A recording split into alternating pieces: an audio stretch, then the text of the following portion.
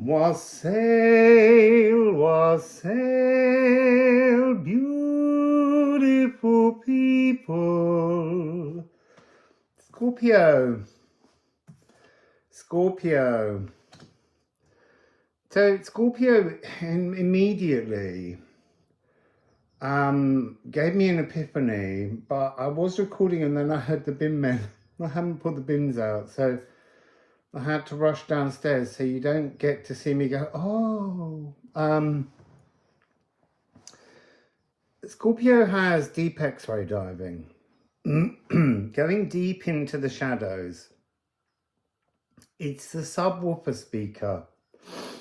The subwoofer speaker speaks of molecules, the sound of the voice of the earth, the space between cells. And then with Moon in Scorpio, you have Besting Bet Noirs, which is beating your dark beasts, the shadows. So coming out from the shadow work, and his whale songs. And as I said, whale songs, I saw a whole series of dragon lines in the water, creating a completely different geometric pattern. I'm also now seeing corn circles. And corn circles talk about, that's interesting. Ooh. Corn circles, when I look at them move, they become three-dimensional. There's something here about the three-dimensional aspect of the dragon lines, these whale lines, whale songs. Whale songs, they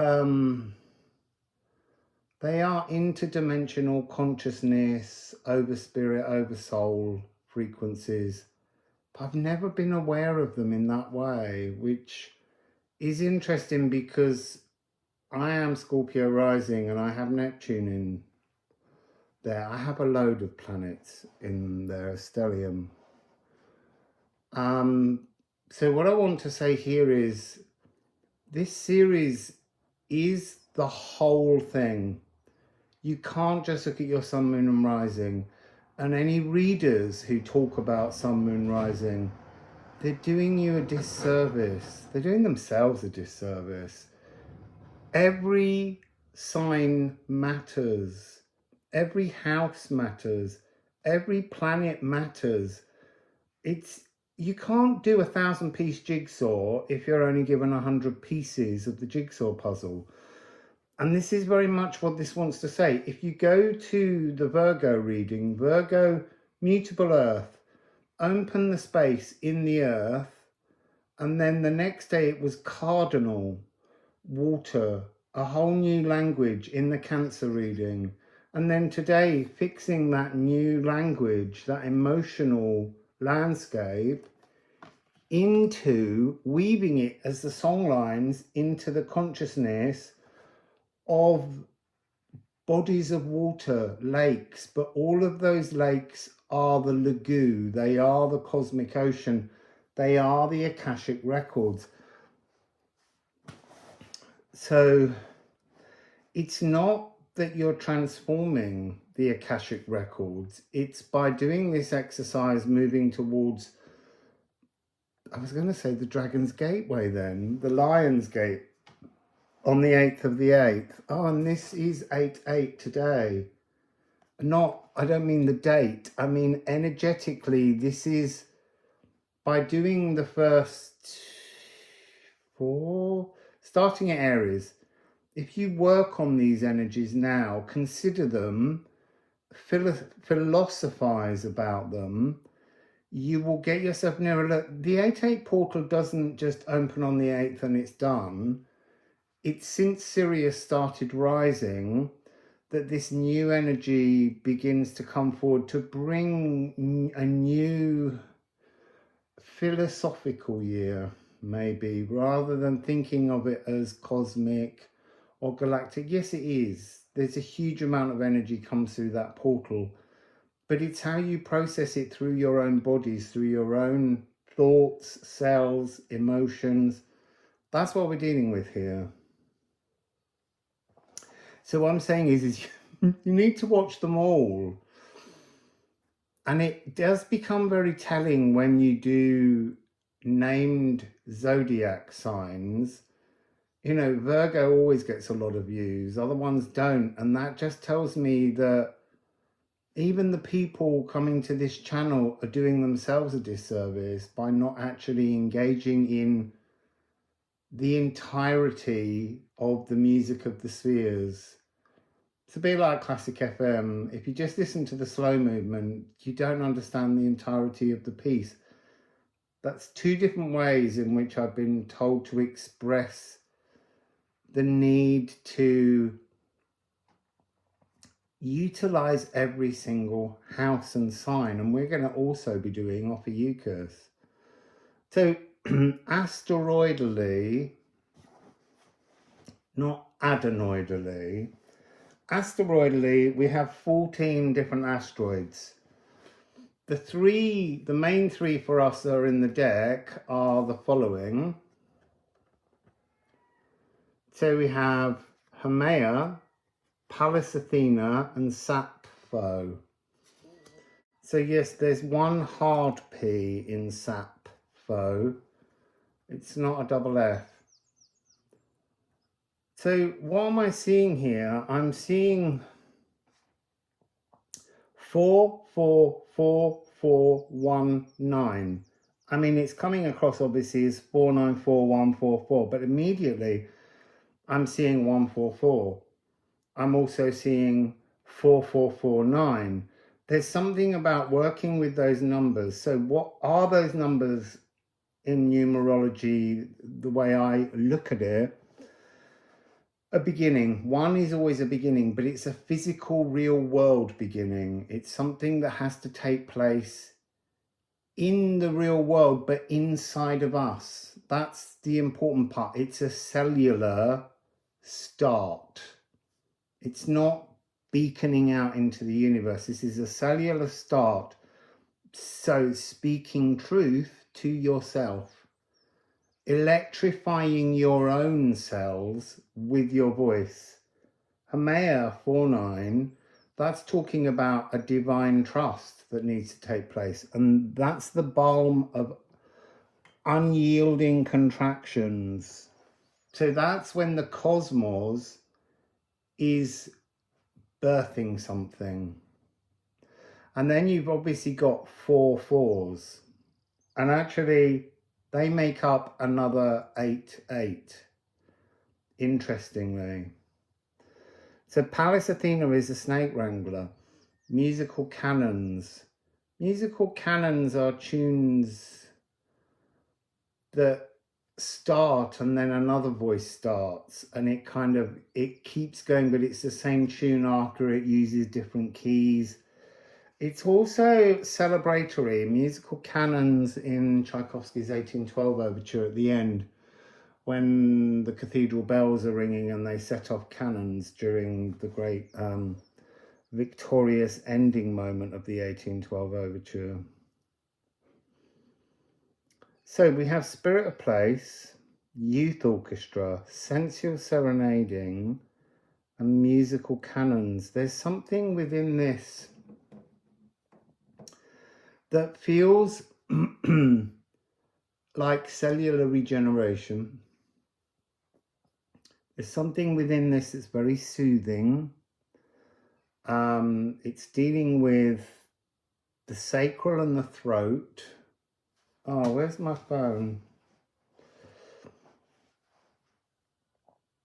I just put my piano on in case I need to refer to certain notes. Let's just hold it down here very quietly because it sometimes plays.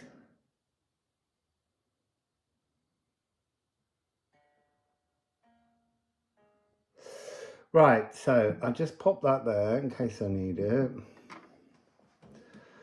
So yeah, there's something reviving, regenerative about ourselves. But when that happens, it's like a bone ache, because Youthfulness is determined by your bones. And it was once believed that your bones were just a structure on which everything else hung, but actually your bones regenerate. And they have these little things that come out and eat bits, and then another thing comes out and refills the holes. So there's something, that's this energy that I'm seeing, because we have Pluto as a ruler, and that's the spine, and Mars is all the cells. So it begins in the spine, it begins in the bones. And there's something about Mars that's also this energy of bones, of human fortitude, you know, strength. And there's something within the besting of bête noires that's coming across as a caging energy, rib cage, breath, birthing. You need to control breath. So let's look at, I am frustrated, or I am peace. From subliminal mask to supraliminal truths. I really love that phrase. From masks that we wear that we're unaware of, they're subliminal. They just can't help coming through. They're part of a deeper coding within us, to this notion of supraliminal truths. Before the masks, there was a truth. And the truth is our consciousness. It is the Pallas Athena frequency. She is the snake wrangler, the cosmic snake. She brings that energy down as a protectrix. It brings about heroic endeavors and the spirit of place. Again, the spirit of place is becoming very conscious. Look, we have a divine connection. We have a God aspect within all of us.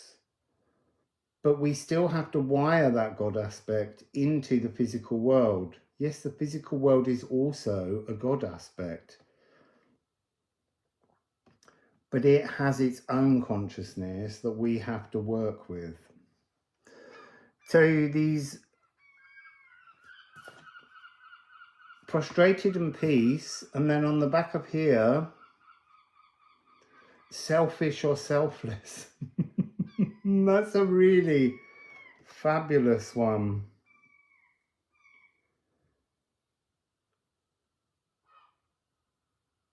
There's a psychic fluidity available here. So look, I have to move on. We're 13 minutes in and I've only just been briefly talking about the energies in the setup. We haven't even got on to the reading. I'm just going to quickly give you the names of the other asteroids that you can look up, look into, Google search, find out information. So we have Boda at 2 degrees, Erato at 27, Bacchus at 14, Destin at 25, Jobsay, I'm not sure how you say that one, and I did forget to look that one up, at 25 degrees, Uterpe at 13 degrees, Hebe at 2 degrees, Hybris at 6 degrees, Narcissus at 7 degrees, Sisyphus, that big thighed feet that you have to keep doing, at 2 degrees, and Hidalgo at 24. So I'm going to put these cards back into the Musical Alchemy of Astrology deck. It's a deck that I created myself for those new to the channel, with some friends, and it's not quite yet available because we're still test running it. But you can buy our other deck, which is a rune deck, Musical Alchemy. This is Musical Alchemy Astrology. The other one is the Liffruma Healing Oracle at liffruma.com. So let's find out. We're doing today, what is the shamanic currency sitting with all those asteroids in Scorpio.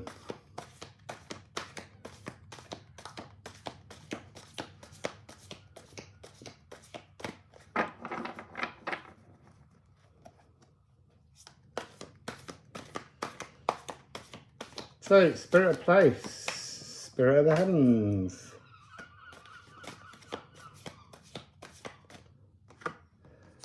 So, it's really interesting. You have one on the floor, done deal. One in the deck, that is something you can't see. So, done deal, Psyche. Seeking the soul's home. But because Gemini's there with the atomic blueprint, there's something in this frequency that's talking about, you see, Psyche and Eros is a famous love story. And it's a story of losing someone, doing a Sisyphean feat, and eventually being deified. But there's something here, and it's sacral again, and throat. I'm going to have to do those two notes. There's something really, really important. And that's an opposition energy. It's a devil's interval.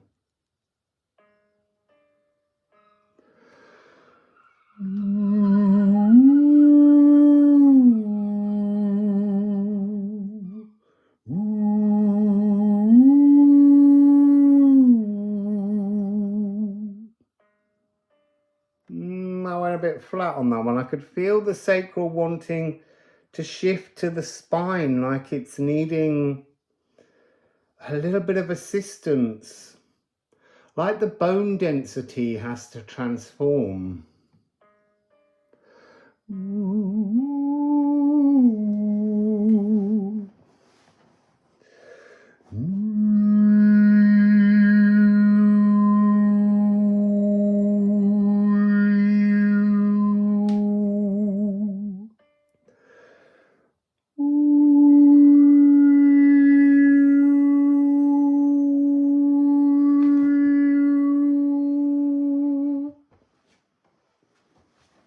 Did I wake you up, Mazzy? So I'm finding this interesting. Communicate with your soul seems to be the message, but also speaking truth to the oceans or to water. And yet here we have mutable air. I suspect because we haven't had this. This is another part of the journey yet to come. A subatomic restructuring. Oh, I see.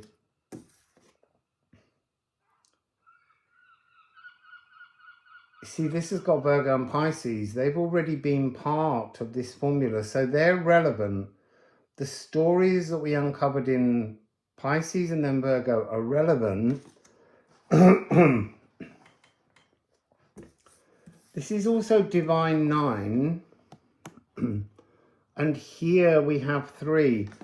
So in the Testa code, this is about reworking, the divine working with you in the inner form. And it's somehow about fixing in this new emotional landscape that was discovered in yesterday's Cancer reading. And that's what's creating this subatomic restructuring. So let's look at the cosmic balance sheet that's currently out there in Scorpio.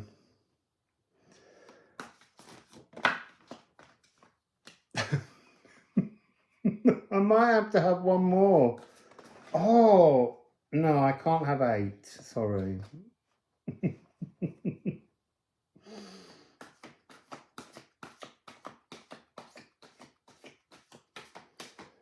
No, just those 2. So the balance sheet is really interesting. So we've got Uranus, or Gaia, especially as it's coming with fixed Earth. Well, Earth, the element Earth. Currently, Uranus is around 26, 27 degrees of Taurus. Just give me a sec. 27. It's heading towards Gemini. It's across Algo at the moment. It's like on the balance sheet, there's an evil eye of Algo, which is in the constellation of Medusa. You see, I think there's something in here about perceptions of evil, perceptions of shame, sitting on the balance sheet. But it's almost like, what I want to say is, it's like we're looking at the balance sheet and seeing the balance sheet in the red somehow. And then looking again and realizing it's actually, that's how we're perceiving it. The galactic balance sheet itself is completely in the black. Is that the one? In the red or in the black? It's weird because they say, you know, there's a black hole in the finances. I'm like, well, shouldn't that mean good things? But there's a perception issue. Looking at, I want to say, sort of cosmic entitlements that are being offered and not seeing them for the true value that they represent. So, yes, Uranus will move, but there's also something about Sedna. Sedna takes 11,000 years to go around the cosmos in an elliptic orbit. And it's getting closer and closer to Earth at the moment. I think its closest is when it gets into the sign of Cancer, which is yesterday's sign. It's this new emotional landscape language that's being developed. You see, some of these things in this Lionsgate portal frequency, they're not instant, and that's part of our problem. We want instant gratification. So we're looking, you see, and that's the point of this balance sheet. We're looking for the instant gratification and not seeing the long-term frequencies that are being offered. So there's a transformation, a primordial thought changer. How you think about your place in the world, how you think about your place emotionally, how you think about your place physically, pragmatically. So I'm just going to go back because I don't think I read the backs of these. See, I am forsaken or I am blessed. This is about remembering our immortality and appreciating human frailty as growth. Gemini, I am anxious or I am decided. Oh yeah, you see, this is jittery nerves, weaver of word wizardry. Because of that fact that Sappho is here, there's something about being capable of voicing a new core energy that is you. This is re-death and birth territory, Scorpio. And I say re-death and birth because there's something that takes away the personal self-actualizing when you say death and rebirth. Yes, a mother births us, but then we have to birth ourselves, because actually when we're taken away from spirit, from the spirit realm, from our tribal oversoul, this aspect comes down here to live. That's a death, because you're further away from the heart of the divine and your soul family. So then you have to absorb all your own pains, and rebirth is not the thing. Birth. You've got to actually bring a greater totality, like this energy here, this new emotional language, not ancestral codes, but your authenticity. Birth yourself.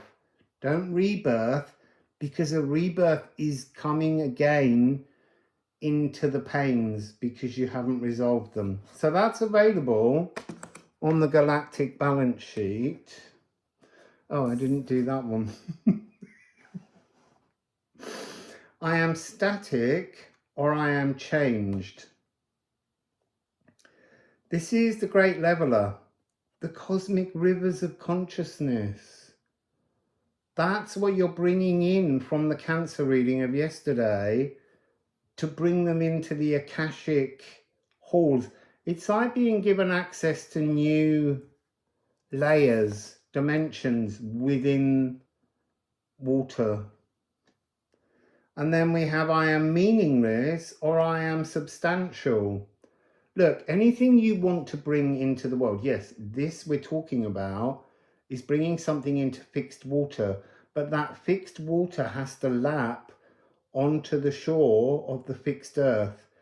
Anything you want to bring into your life, you have to use different elements, but ultimately for it to materialize, you have to present it to the natural world. So you're getting this energy into the Akashic seas, you have access, and then it's almost like stepping out of the water, even in a visualization, but as the healed Chiron. That's a really important part of this, because Chiron carries our primal wounds, and this is about healing to move forwards. So stepping out of the sea, healed, and walking the earth, healed, showing the earth the possibilities that you intend to live, and the natural world will back you up.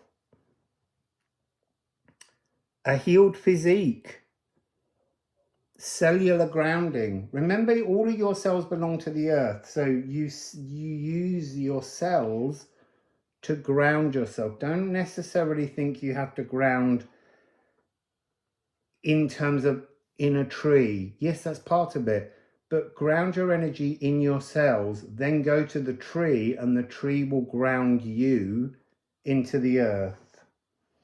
You've got to activate your cells. There's so much about the cells opening, and this energy of the dragon lines merging with the whale songs, these geometric shapes in the oceans and in the water. So the next part of this is the deposits needed. What do you need to deposit?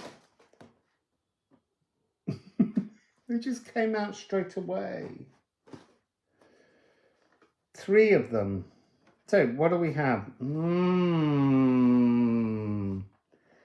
Interesting. Didn't we have the Philosopher's Stone in yesterday's? And bringing it back to the earth, or was that Virgo? So here's the 3 cards: Lunar Eclipse, Philosopher's Stone, and Hygeia. Lunar Eclipse is very much a reference to the energy of Moon in Scorpio, besting bête noires, esoteric shadow feasting. You eat your demons, because inside the demonic worries and fears are all the nutrients. And then we have the Philosopher's Stone. What do you need to deposit? You need to give this back. But what this is your current philosophical outlook. That's been the theme again. And then Hygeia, holistic gut love. This is a card of time. It's the lower heart. It's Aries and Cancer. So it's talking about cardinal fire and cardinal emotions.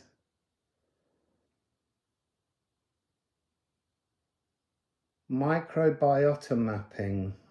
A healing doorway.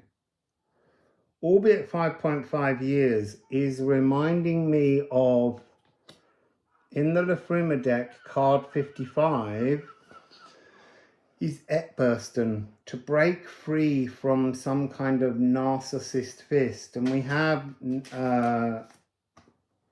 we have Narcissus at 7 degrees. Oh, see, 7, 7.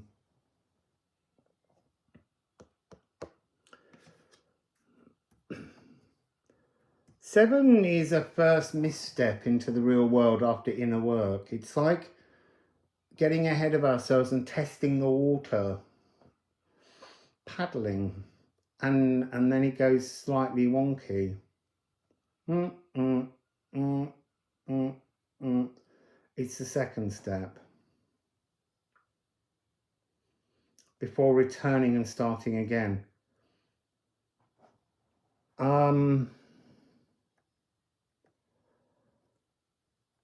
There's something here where I can hear a tick and a tick and a tick and a tick, and I hear the message, it's time.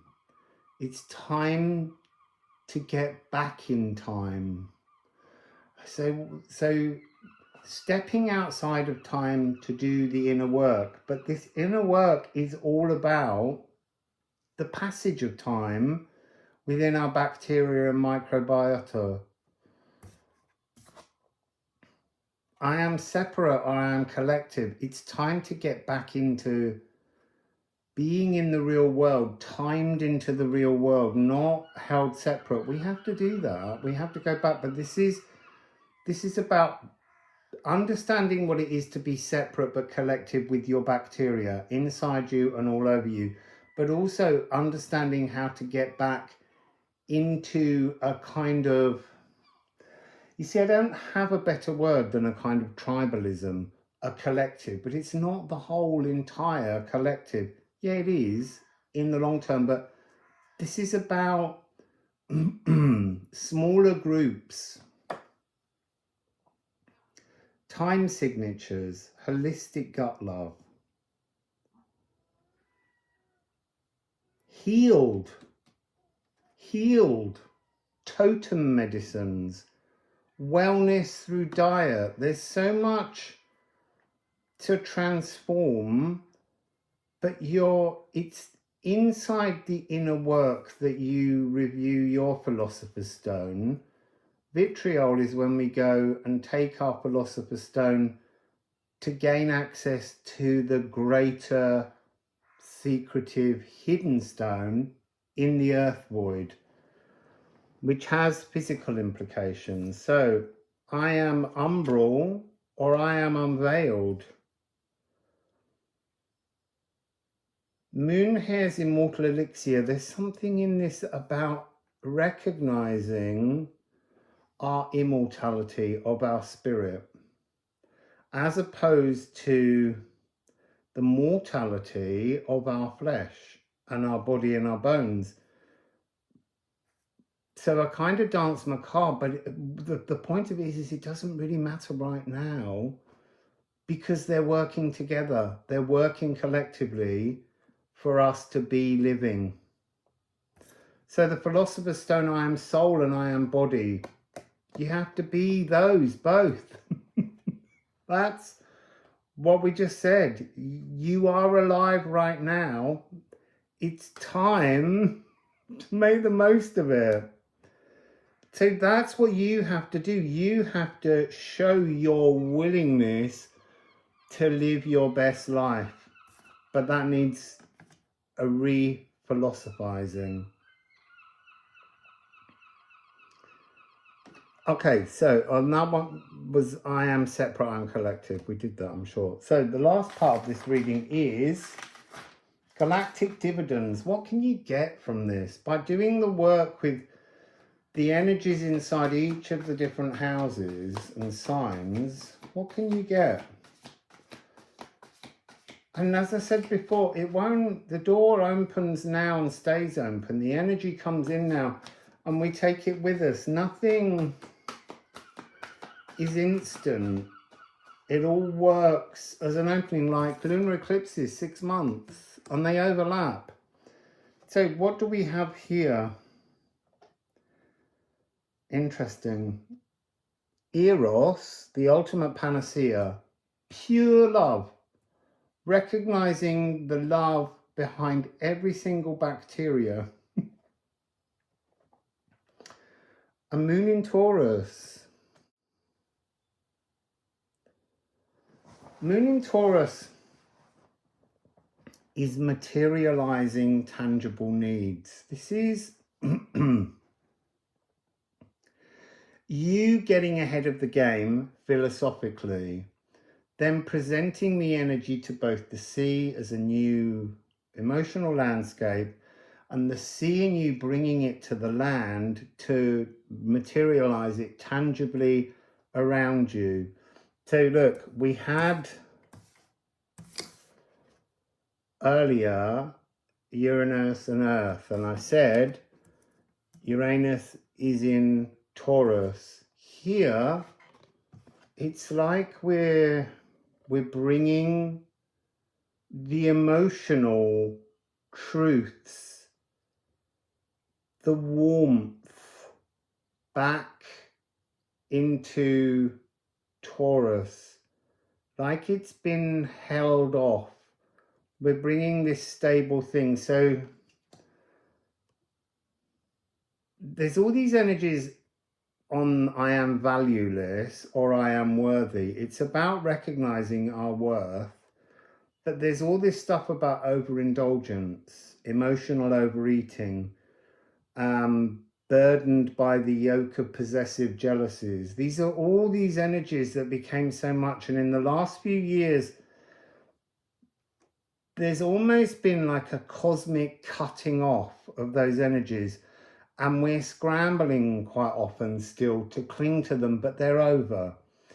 They're being replaced with this kind of generous warmth, harmonious emotional vibrations. That's what this is talking about, a new opportunity to exist in a new philosophical outlook or way of being, and releasing the soul through Apis, the sacred bull. That's worth looking up. It goes into the cult of Mithras as well, but it's talking about going back to the notion of, oh, you see, that's interesting, sacrifice. Once upon a time, we honored deities by sacrificing something we called pure. And actually, what we should have been doing was self-sacrifices. Well, should have. That's what we need to do now, because the energies change. So this is from the age of Taurus, Apis the bull. And then Mithras is the age of Aries. The age of Pisces is Christianity and the fish. And now we're moving to the age of Aquarius. I don't know why I make it of the age of Aquarius. You know, we often talk about Ganymede being the cupbearer, but I'm really not fully sure why I believe it is. And then Eros, I mean, maybe that's what I think it is. I just think everything's love, ultimately. So here we have, I am love, I am lust. You see, and I'm being shown the centaur again. I'm being shown the refinements of our bestial qualities and our spiritual qualities. They have to be in alignment.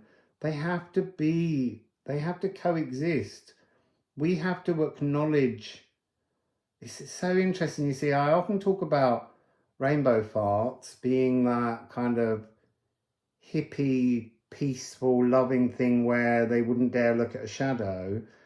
But then I'm also looking at the bestial part of the kind of, you know, fart jokes energy, because we have to be both those things. We are a pragmatic physical truth. We are the divine in the physical world.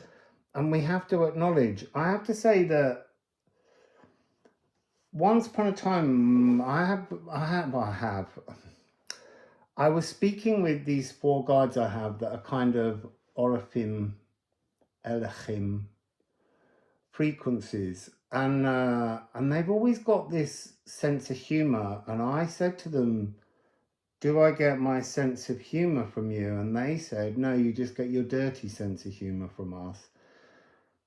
Because there is something really important in this Scorpio energy where we just need to acknowledge what many people, you know, like how we say bathroom. I need to visit the bathroom. Why? For a wash, a shower.